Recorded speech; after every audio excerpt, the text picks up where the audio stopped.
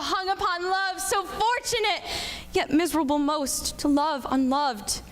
This you should pity rather than despise. I understand not what you mean by this. I do.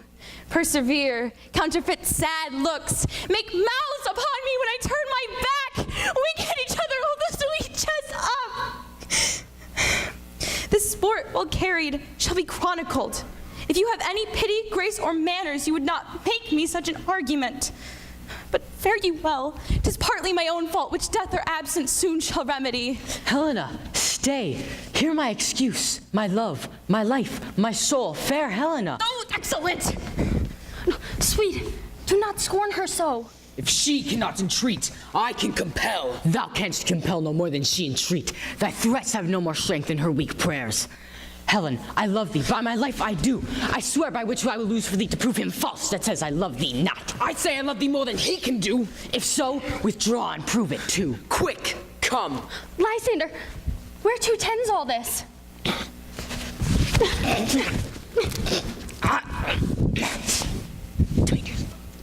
Away, you Ethiop! No, he'll seem to break loose. Take on as you would follow, but yet come not. You are a tame man. Go. Hang off, thou cat, thou burr, vile thing, let loose, or I'll shake thee from me like a serpent. Why have you grown so rude? What change is this, sweet love? Thy love? Out, tawny tartar, out, loathed medicine, oh hated potion, hence. Do you not jest? Yes, sooth, and so do you. Demetrius, I'll keep my word with thee. I would. I had your bond. For I perceive a weak bond holds you. I'll not trust your word. What? Should I strike her, hurt her, kill her dead? Although I hate her, I'll not harm her so. What? Can you do me greater harm than hate? Hate me? Wherefore? What news, my love? Am I not Hermia? Are you not Lysander? I am as fair now as I was erewhile. Since night you left me, yet since night you left me. Oh, you left me. The gods forbid in earnest, shall I say? I, by my life, and never did desire to see thee more. Therefore be out of hope, of question, of doubt. 'Tis no jest that I do hate thee and love Helena. Oh, me! You juggler! You canker blossom, you thief of love! What? Have you come by night and stolen my love's heart from him? Fine in faith, have you no modesty, no maiden shame, no touch of bashfulness? What, will you tear impatient answers from my gentle tongue? Fie, you counterfeit, you puppet, you! Puppet! Why so? Aye, that way goes the game. Now I perceive that she hath made compare between our statures.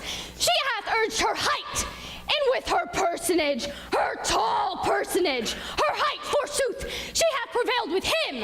And are you grown so high in his esteem because I'm so dwarfish and so low? How low am I, thou painted maypole? Speak! How low am I? I am not yet so low, but that my nails to reach unto thine eyes. I pray that you mock me, gentlemen, let her not hurt me. I was never cursed, I have no gift at all than shrewishness. I'm a right maid for my cowardice. Let her not strike me. You perhaps may think because she is something lower than myself that I can match her. Lower! Hark! Again! Hermia, do not be so bitter with me. I evermore did love you, Hermia. Did ever keep your counsels, never wronged you. Save that in love unto Demetrius. I told him of your stealth unto this wood. He followed you for love. I followed him. But he hath chid me hence and threatened to strike me, spurn me, nay, to kill me too. And now, so you will let me quiet go to Athens, where I will bear my folly back and follow you no further. Let me go. You see how simple and how fond I am. Why get you gone? Who is it that hinders you? Foolish heart that I leave here behind. What? With Lysander? With Demetrius. Be not afraid, she shall not harm thee, Helena. No, sir, she shall not, though you take her part. Oh, when she is angry, she is keen and shrewd. She was a vixen when she went to school, and though she be but little, she is fierce. Little! Nothing but low and little! Why must you suffer her to flout me thus?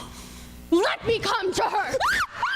Out, you dwarf, you minimus of hindering not grass maid, you bead, you acorn. You are too officious on a behalf that scorns your services. Let her alone. Speak not of Helena. Take not her part. If thou dost intend never so little show of love to her, thou shalt abide it. Now she holds me not. Now follow if thou darest to prove who's right. Of thine or mine is most in Helena. Follow? Nay. I go with thee, cheek by jowl.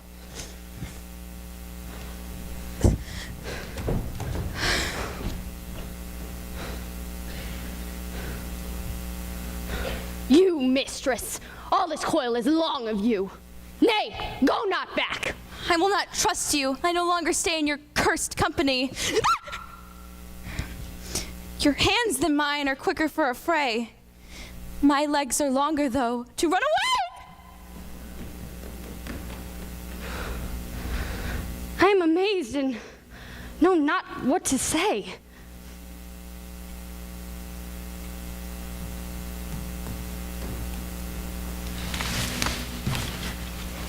This is thy negligence.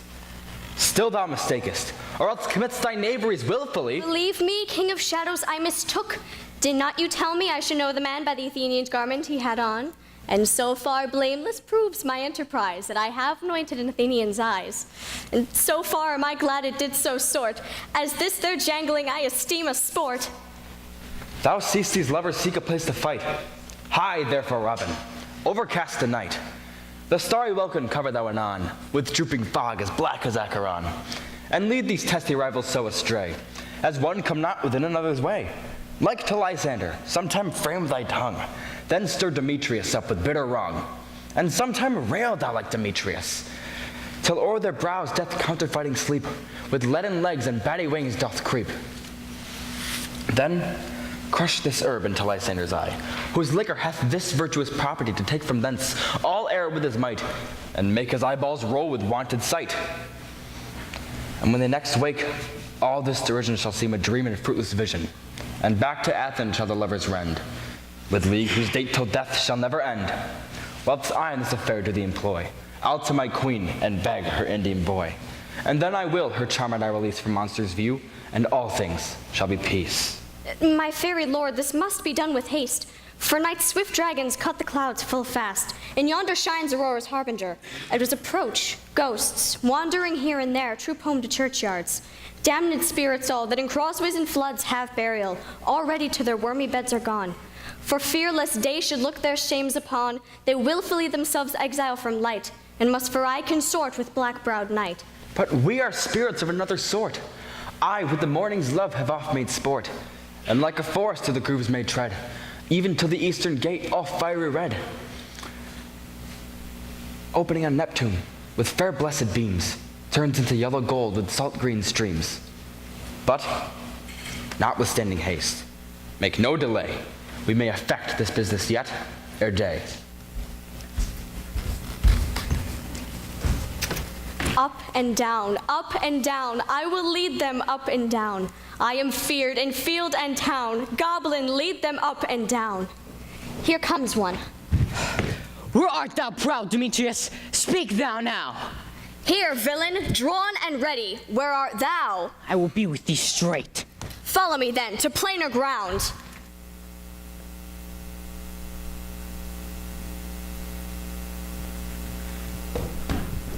Lysander, speak again. Thou runaway, thou coward, art thou fled? Speak! In some bush, where dost thou hide thy head? Thou coward, art thou bragging to the stars, telling the bushes that thou look'st for wars and wilt not come? Come, recreant, come, thou child. He is defiled that draws a sword on thee. Yea, art thou there? Follow my voice, we'll try no manhood here.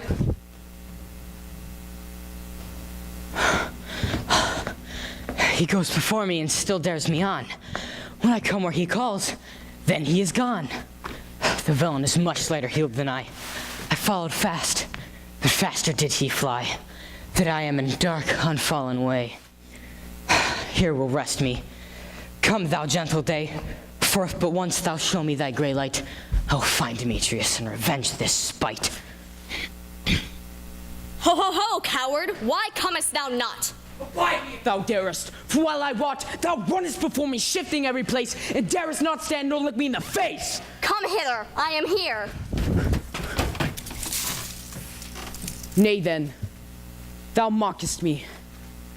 Thou shalt buy this dear if e'er I thy face by daylight see. Now go thy way. Faintness constraineth me to measure out my length on this cold bed. By day's approach, look to be visited.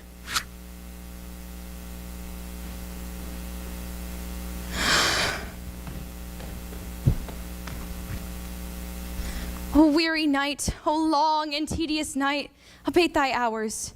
Shine comforts from the east, that I may back to Athens by daylight from these that my poor company detest. And sleep, that sometimes shuts up sorrow's eye, steal me a while from mine own company.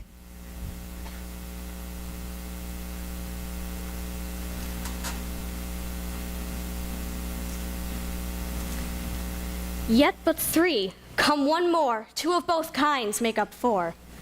Here she comes, cursed and sad. Cupid is a knavish lad, thus to make poor females mad.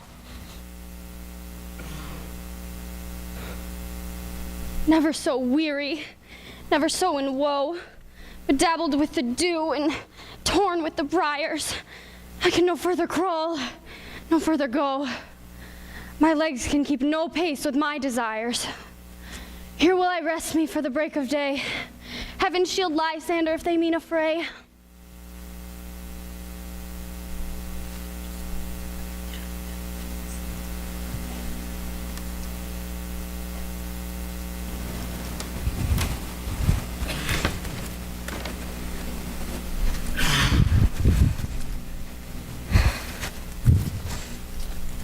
On the ground, sleep sound, I'll apply to your eye, gentle lover, remedy.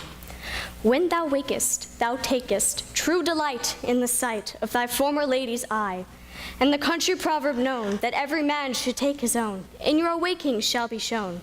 Jack shall have Jill, naught shall go ill, the man shall have his mare again, and all shall be well.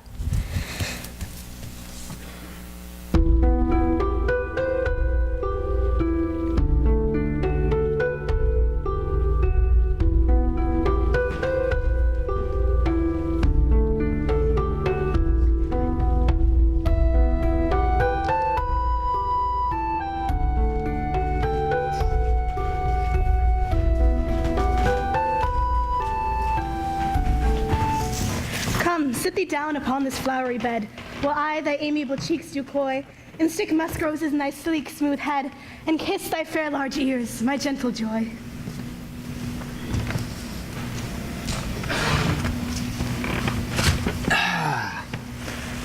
Where's Monsieur Moth? Ready?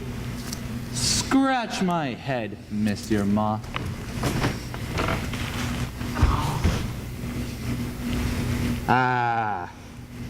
Where's Monsieur Cobweb?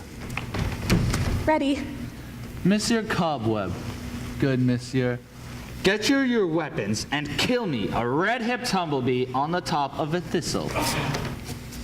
And bring me the honey bag. Do not fret yourself too much in the action of it, good Monsieur. And, good Monsieur, have a care that the honey bag break not. I would be loath to have you overflown with a honey bag, Signor. Where's Monsieur Mustard Seed? Ready. Give me your neef, Monsieur Mustard Seed. Pray you, leave your courtesy. What's your will? Oh, nothing. But help Cavalier Cobweb to scratch.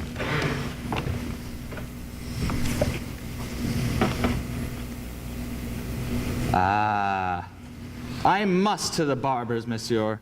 For methinks I am a marvelous hairy about the face, and I am such a tender ass, if my hair do but tickle me, I must scratch. What, wilt thou hear some music, my sweet love? I have a reasonable good ear in music. Let us hear the tongs and the bones. Or say, sweet love, what thou desirest to eat. Truly, a peck of provender. I could munch your good dry oats, but methinks I have a desire for a buttle of hay. Good hay, sweet hay, hath no fellow. I have a venturous fairy that shall seek the squirrel's hoard and fetch thee new nuts. I would rather have a handful or two of dried peas, but I pray you, let none of your people stir me. I have an exposition of sleep come upon me. Sleep thou, and I will wind thee in my arms. Fairies be gone, and always away. So doth the wood bind the sweet honeysuckle gently and twist, the female ivy so enrings the barky fingers of the elm. Oh, how I love thee, how I dote on thee.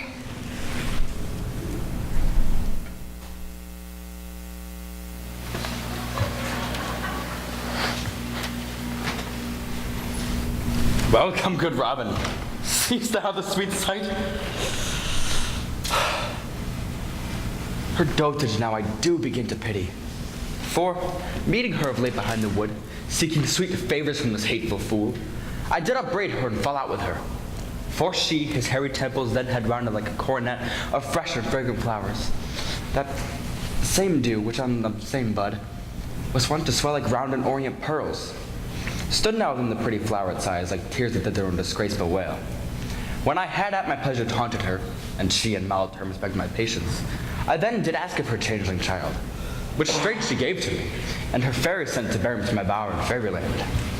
And now I have the boy, I will undo this hateful imperfection of her eyes.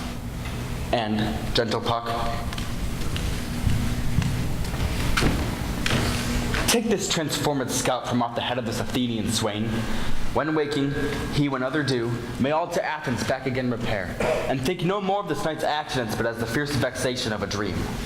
But first, I will release the fairy queen.